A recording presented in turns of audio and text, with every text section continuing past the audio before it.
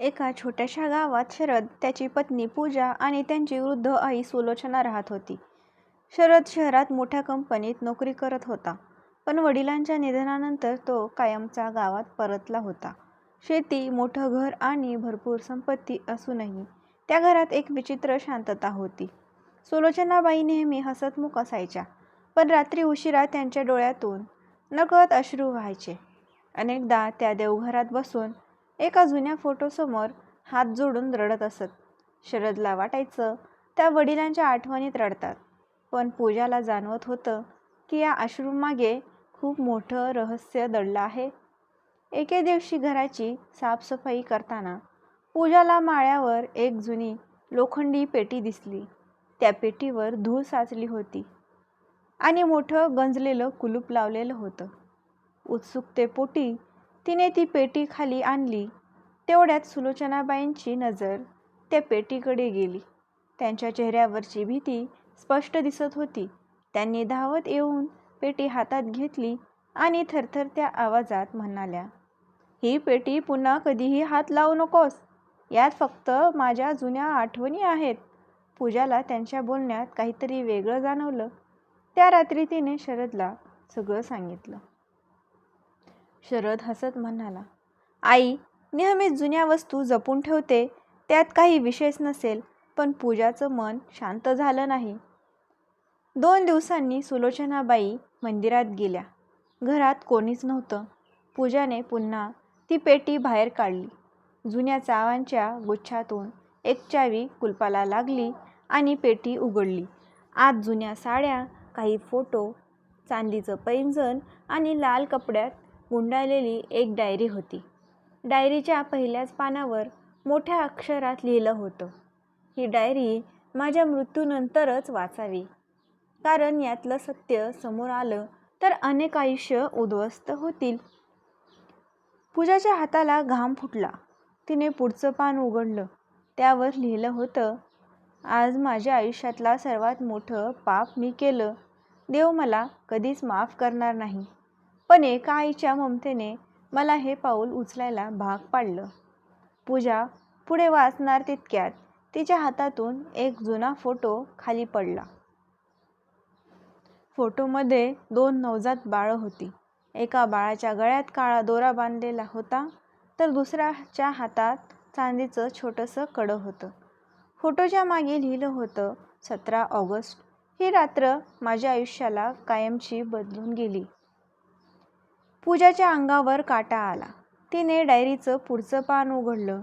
त्यात लिहिलं होतं, "त्या रात्री हॉस्पिटलमध्ये 2 मुलांचा जन्म झाला. एक माझा आणि दुसरा एका श्रीमंत घरातील." तेवढ्याच बाहेर दरवाजाचा आवाज झाला. सुलोचनाबाई अपेक्षेपेक्षा लवकर घरी परतल्या होत्या. घाबरलेल्या पूजाने घाईघाईने डायरी बंद केली, पण एक पान खालीच राहिलं. सुलोचनाबाई खोलीत आल्या. त्यांची नजर त्या पानावर पडली. त्यांनी ते उचललं आणि त्यांच्या डोळ्यातून अश्रू वाहू लागले. त्या फक्त एवढंच म्हणाल्या, "हे सत्य बाहेर आलं तर शरदचं आयुष्य उद्ध्वस्त होईल." पूजाच्या पायाखालची जमीनच सरकली. तिच्या मनात एकच प्रश्न घुमू लागला, "शरद खरंच सुलोचनाबाईंचा मुलगा आहे का?" पूजाला त्या रात्री डोळ्याला डोळा लागला नाही. सुलोचनाबाईंच्या तोंडून निघालेलं एकच वाक्य तिच्या कानात घुमत होतं, "हे सत्य बाहेर आलं तर शरदचं आयुष्य उद्ध्वस्त होईल. हे सत्य बाहेर आलं तर शरदचं आयुष्य उद्ध्वस्त होईल." दुसऱ्या दिवशी सकाळी सुलोचनाबाई नेहमीप्रमाणे घरातील कामात गुंतल्या होत्या. त्यांच्या चेहऱ्यावर शांतता होती, पण मनात वादळ सुरू असल्याचं स्पष्ट दिसत होतं. पूजा त्यांच्याकडे पाहत होती. तिला वाटत होतं की त्यांनी स्वतःहून सगळं सांगावं, पण त्या काहीच बोलल्या नव्हत्या. दुपारी शरद शेतात गेला. घरात फक्त पूजा आणि सुलोचनाबाई होत्या. पूजा धीर करून म्हणाली, "आई, त्या डायरीत काय आहे? तुम्ही इतक्या घाबरता का?" सुलोचनाबाईंनी तिच्याकडे पाहिलं. काही क्षण त्या शांत राहिल्या, मग म्हणाल्या, "काही गोष्टी कधीच बाहेर यायला नकोत.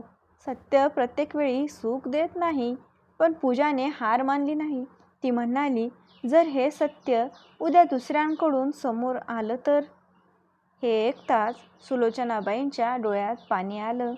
त्यांनी कपाटातून ती जुनी डायरी काढली आणि पूजाच्या हातात दिली. आज तू वाच, पण वाचल्यानंतर माझा तिरस्कार करू नकोस. पूजाने डायरी उघडली. त्यात पुढे लिहिलं होतं, त्या रात्री माझा मुलगा जन्माला आला, पण काही तासातच त्याचा मृत्यू झाला.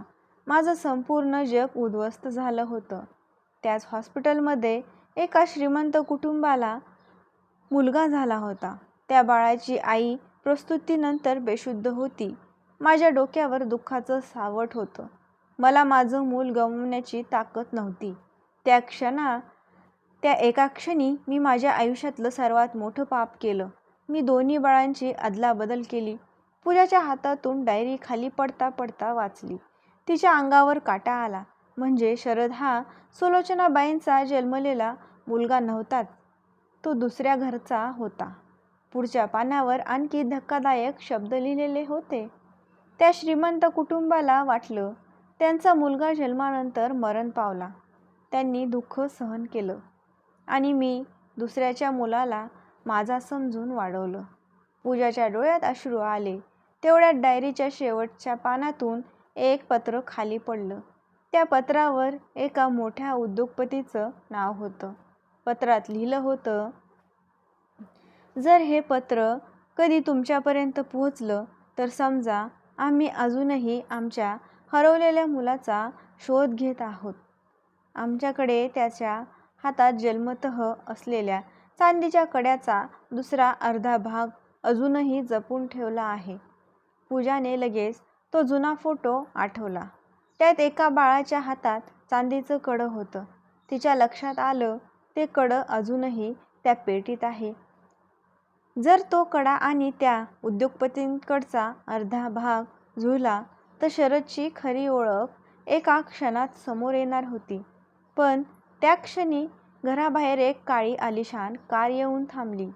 त्यातून सूटबूट घातलेले दोन अनोळखी माणसं खाली उतरली आणि दारावर टकटक केली.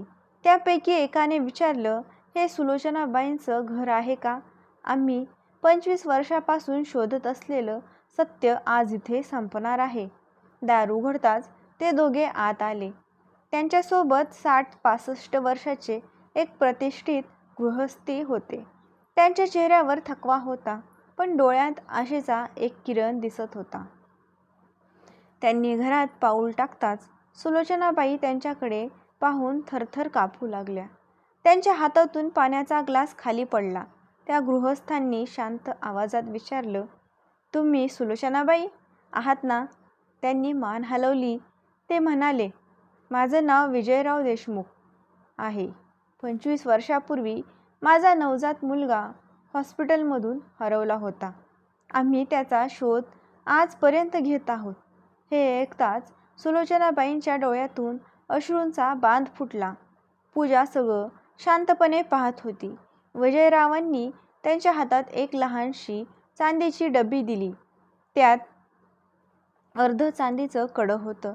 त्यांनी सांगितलं, डॉक्टरांनी सांगितलं होतं की आमच्या मुलाच्या हातात जन्माच्या वेळी खास बनवलेलं कडं होतं. गोंधळात त्याचा अर्धा भाग आमच्याकडे राहिला, दुसरा भाग मुलाच्या हातात होता. जर तो कुणाकडे असेल तोच आमचा मुलगा. पूजाला लगेच पेटीतलं कडं आठवलं. ती धावत आत गेली आणि चांदीचं कडं घेऊन आली. विजयरावांनी दोन्ही तुकडे एकमेकांना जोडले. क्षणात ते अगदी तंतोतंत जुळले. घरात काही क्षण पूर्ण शांतता पसरली. विजयरावांच्या डोळ्यातून अश्रू वाहू लागले. ते थरथरत्या आवाजात म्हणाले, म्हणजे शरद माझा मुलगा आहे? सुलोचनाबाई रडत त्यांच्याशी पायाशी बसल्या. हो, हे खरं आहे. माझा मुलगा जन्मानंतर गेला. त्या दुःखात मी तुमच्या मुलाला माझं समजून घरी आणलं. मी खूप मोठं पाप केलं. मला शिक्षा तर झालीच चालेल, पण शरदला दोष देऊ नका. त्याला काहीच माहिती नाही. विजयराव काही बोलले नाहीत. ते फक्त रडत राहिले. तेवढ्यात शरद शेतातून घरी आला. घरात अनोळखी लोक, रडणारी आई आणि घाबरलेली पूजा पाहून तो चकित झाला. काय झालं? त्याने विचारलं. कोणीच उत्तर दिलं नाही. पूजाने थरथरत्या हातांनी डायरी त्याच्या हातात दिली. शरद एक एक पान वाचत गेला. प्रत्येक ओळीबरोबर त्याचा चेहरा बदलत गेला. शेवटचं पान वाचून तो पूर्णपणे स्तब्ध झाला. त्याने हळूहळू सुलोचनाबाईंकडे पाहिलं. त्यांच्या डोळ्यात अपराधीपणाची भावना होती. काही क्षण तो काहीच बोलला नाही. अचानक तो त्यांच्या जवळ गेला. सुलोचनाबाईंना वाटलं आता तो त्यांचा तिरस्कार करेल, पण शरद त्यांच्या पायाशी बसला, त्यांचे हात हातात घेतले आणि म्हणाला, जन्म कुणी दिला हे आज समजलं, पण जगायला कुणी शिकवलं हे मी कधीच विसरणार नाही. माझ्यासाठी तुम्हीच माझी आई आहात. हे ऐकताच सुलोचनाबाई जोरजोराने रडू लागल्या, पण त्या क्षणी विजयरावांच्या चेहऱ्यावर वेदना उमटल्या. ते मनात म्हणत होते, माझा मुलगा मला मिळाला, पण तो मला बाबा म्हणेल का? त्या प्रश्नाचं उत्तर अजून बाकी होतं. विजयराव शांतपणे उभे होते. त्यांच्या डोळ्यात आनंद आणि वेदना दोन्ही होत्या. 25 वर्षापासून ज्यांचा शोध घेत होते तो मुलगा त्यांच्यासमोर उभा होता, पण त्या मुलाच्या ओठांवरून बाबा हा शब्द ऐकण्याचं भाग्य त्यांना मिळेल की नाही याची त्यांना भीती वाटत होती. शरद त्यांच्या जवळ गेला. काही क्षण दोघेही एकमेकांकडे पाहत राहिले. विजयरावांच्या डोळ्यातून अश्रू वाहू लागले. ते म्हणाले, मुला, मला तुझ्याकडून काहीच नको, फक्त एवढंच जाणून घ्यायचं होतं की तू जिवंत आहेस. शरदच्या मनात प्रचंड संघर्ष सुरू होता. एका बाजूला त्याला वाढवणारी आई होती, तर दुसऱ्या बाजूला त्याचे जन्मदाते वडील उभे होते. त्याने पुढे होऊन विजयरावांचा हात हातात घेतला आणि शांत आवाजात म्हणाला, आईने मला जन्म दिला नसेल, पण आयुष्य दिलं आणि तुम्ही माझे जन्मदाते आहात. मी कोणालाही सोडू शकत नाही. विजयरावांनी त्याला मिठी मारली. त्या क्षणी घरात उपस्थित प्रत्येकाच्या डोळ्यात पाणी आलं. काही दिवसांनी विजयरावांनी शरद आणि पूजाला त्यांच्या शहरातील बंगल्यावर येण्याचं निमंत्रण दिलं. शरद अनिच्छेने तयार झाला. शहरात पोहोचल्यावर त्याला समजलं की विजयराव फक्त श्रीमंत उद्योगपती नव्हते, तर हजारो लोकांना रोजगार देणाऱ्या मोठ्या उद्योगसमूहाचे मालक होते. त्यांनी शरदला संपूर्ण कंपनी दाखवली. प्रत्येक कर्मचारी त्यांचा आदर करत होता. विजयराव म्हणाले, हे सगळं एक दिवस तुझंच आहे. शरद हसला आणि म्हणाला, मला संपत्तीपेक्षा नाती महत्त्वाची आहेत. विजयराव आणखी भारावून गेले. पण त्या घरात सगळेच आनंदी नव्हते. विजयरावांचा पुतण्या निखिल दूर उभा राहून हे सगळं पाहत होता. अनेक वर्षापासून तो स्वतःला त्या संपत्तीचा एकमेव वारस समजत होता. शरद अचानक समोर आल्यामुळे त्याची सगळी स्वप्न तुटली होती. त्याच्या मनात द्वेषाची आग पेटली. तो मनातच म्हणाला, हा गावातून आलेला माणूस माझ्याकडून सगळं हिरावून घेईल. मी कसं कधीच होऊ देणार नाही. त्या रात्री निखिलने एका अनोळखी व्यक्तीला फोन केला. तो म्हणाला, काम लगेच सुरू करा. शरद या घरात जास्त दिवस जिवंत राहता कामा नये. दुसऱ्या दिवशी सकाळी शरद आणि पूजा गावाकडे परतण्यासाठी कारने निघाले. डोंगर रस्त्यावर कार वेगात जात असताना अचानक समोरून भरधाव ट्रक त्यांच्या दिशेने येताना दिसला. चालकाने ब्रेक दाबले, पण ब्रेक पूर्णपणे निकामी झाले होते. कार भरधाव वेगाने दरीच्या दिशेने घसरू लागली. पूजा भीतीने ओरडली आणि शरदला एका क्षणात समजलं, हे फक्त अपघात नव्हतं, तर कोणीतरी आखलेला जीवघेणा कट होता. कार भरधाव वेगाने दरीच्या दिशेने घसरत होती. चालक जीव तोडून स्टिअरिंग सांभाळत होता.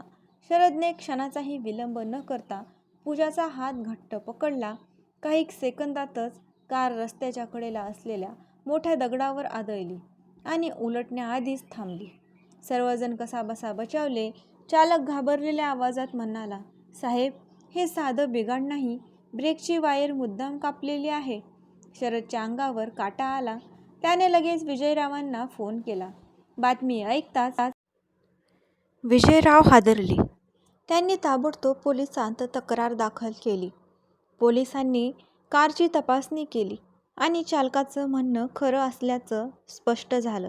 कोणीतरी अत्यंत नियोजन करून हा अपघात घडवण्याचा प्रयत्न केला होता. दुसरीकडे निखिलला वाटलं त्याचा डाव यशस्वी झाला असेल, पण शरद जिवंत असल्याचं समजताच त्याचा संताप अनावर झाला.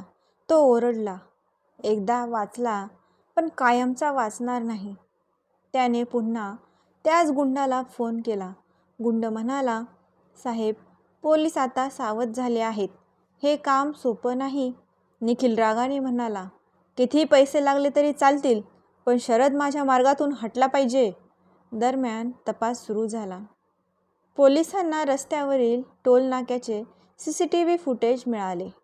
त्यात अपघाताच्या काही तास आधी एक संशयित व्यक्ती कारजवळ फिरताना दिसत होती.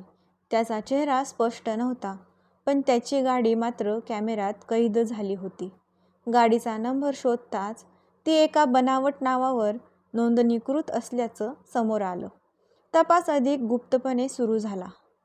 विजयरावांनी शरदला शहरातच त्यांच्या बंगल्यावर राहण्याचा आग्रह केला. पण शरद म्हणाला, मी घाबरणार नाही. ज्याने हे केलंय तो एक दिवस नक्की समोर येईल. सुलोचनाबाईंना मात्र सतत भीती वाटत होती. त्या रोज देवासमोर बसून प्रार्थना करत होत्या. त्यांना वाटत होतं की त्यांच्या 25 वर्षापूर्वीच्या एका चुकीची शिक्षा आता शरदला मिळत आहे. काही दिवसांनी पोलीस निरीक्षकांनी विजयरावांना गुप्तपणे भेटायला बोलवलं. त्यांनी एक फोटो टेबलावर ठेवला. फोटो पाहताच विजयरावांचा चेहरा फटकन बदलला. त्या फोटोमध्ये निखिल एका कुंब्यात गुंडासोबत उभा होता. निरीक्षक म्हणाले, आमच्याकडे अजून पुरावे नाहीत, पण संशयाची सुई आता निखिलकडे वळली आहे. विजयरावांना विश्वास बसत नव्हता. त्यांनी स्वतःच्या पुतण्याला मुलासारखं वाढवलं होतं. त्याच पुतण्याने संपत्तीसाठी एवढं मोठं षडयंत्र रचलं असेल याची त्यांनी कधी कल्पनाही केली नव्हती. पण त्याच रात्री निखिलने आणखी एक भयंकर निर्णय घेतला. तो स्वतःचं गावाकडे निघाला.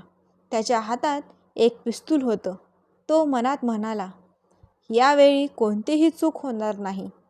उद्याचा सूर्य उगवण्यापूर्वी शरद या जगात नसणार. निखिल मध्यरात्री गावात पोहोचला. त्याने चेहऱ्यावर काळा मास्क घातला होता.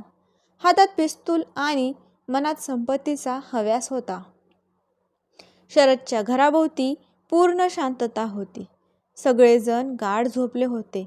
निखिल हळूच मागच्या दरवाज्यातून घरात शिरला. तो थेट शरदच्या खोलीकडे जाऊ लागला.